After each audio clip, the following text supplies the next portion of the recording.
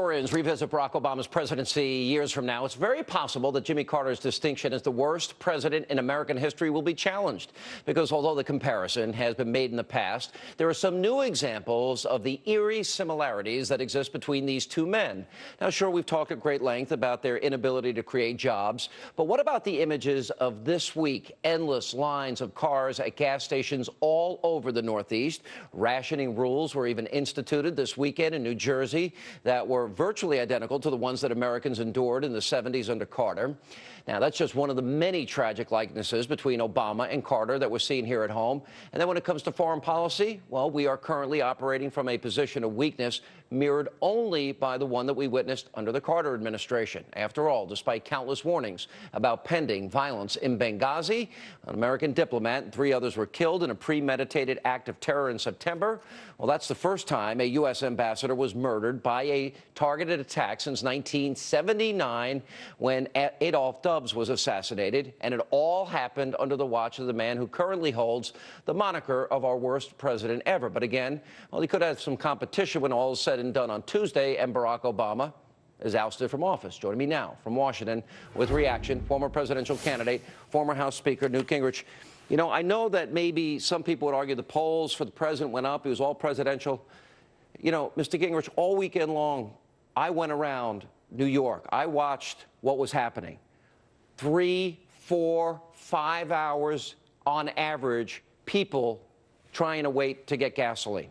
Shortages exist tonight. People are still without power. People are without heat. It's going down to 29 degrees tonight in the east. You see little help after the president came in, hugged Chris Christie, and left in his photo op. Will this have a lagging impact by Tuesday, do you think? Well, you know, the president might have been better off to have stayed and actually served as commander-in-chief and expedited moving resources and capabilities into New Jersey and New York. Having a photo op and leaving may turn out, by the time we get around to Tuesday, to actually bite him pretty hard, because there are a lot of people realizing that these things aren't getting solved very fast, if they're getting solved at all in some cases. I could tell you, the anger is palpable. It's real. There is violence. There are people that are, you know, scared to death. You know, listen to some people that, you know, are crying that they fear they are going to die. That's what people are saying when they're out there in the streets in front of Chuck Schumer. They're scared to death.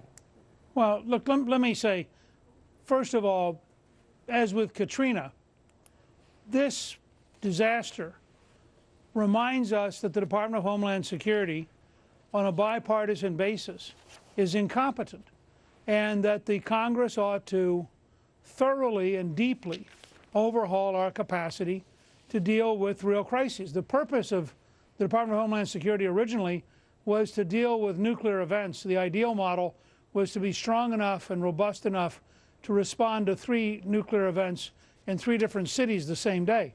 It's very clear from Katrina and now from Hurricane Sandy that this is a passive, slow, incompetent bureaucracy, utterly overwhelmed by the scale of the problems it's faced both in New Orleans and now in New Jersey and New York. So beyond what it does to Obama, to President Obama as a candidate, we as a nation need to demand a very, very dramatically overhauled Department of Homeland Security. Now, as to Obama's situation, I think he probably peaked about 3 hours after Chris Christie hugged him.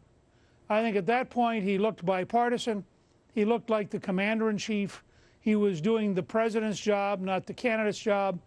And I think it's been decaying a little bit every hour since then, accelerated by this absurd comment about revenge. I mean, I'm sure the president would like to be able to take that back if he could, because it just was so jarringly destructive, and I think sent such a bad signal to most Americans about how small-minded and mean-spirited President Obama is capable of being at times. What do you make? I was stunned at the revenge comment, and then I thought Mitt Romney hit the right tone. He said, "No, I'm running for the American people." And let me run this again, because, and I want to run them side by side, because it's so glaring, the difference. And you could see in their closing arguments, as we were discussing with Karl Rove, You know, here the president is on the attack. He's trying to energize his base. Mitt Romney is appealing to independents. Enthusiasm is certainly on Mitt Romney's side. The independents, you know, already seem to, in the polls, be voting for Mitt Romney, but these polls are close. But look at the difference between the two. Don't boo, vote. Vote. Voting's the best revenge. Instead, I ask the American people to vote for love of country. What a difference. Well, you know, President Obama has such a bad record that it's quite clear that only by running a bitterly divisive class warfare and to some extent ethnically driven campaign trying to divide the American people, that's his only hope of survival. Now, the tragedy for President Obama is every time he's mean and nasty like that, he drives away women and independents who are the core to his winning. By contrast, I think Governor Romney, and I say this as a former opponent of his, I think he's grown in this job. I think he's a bigger man today than he was 6 months ago. I think he talks more like a national leader, not a party leader.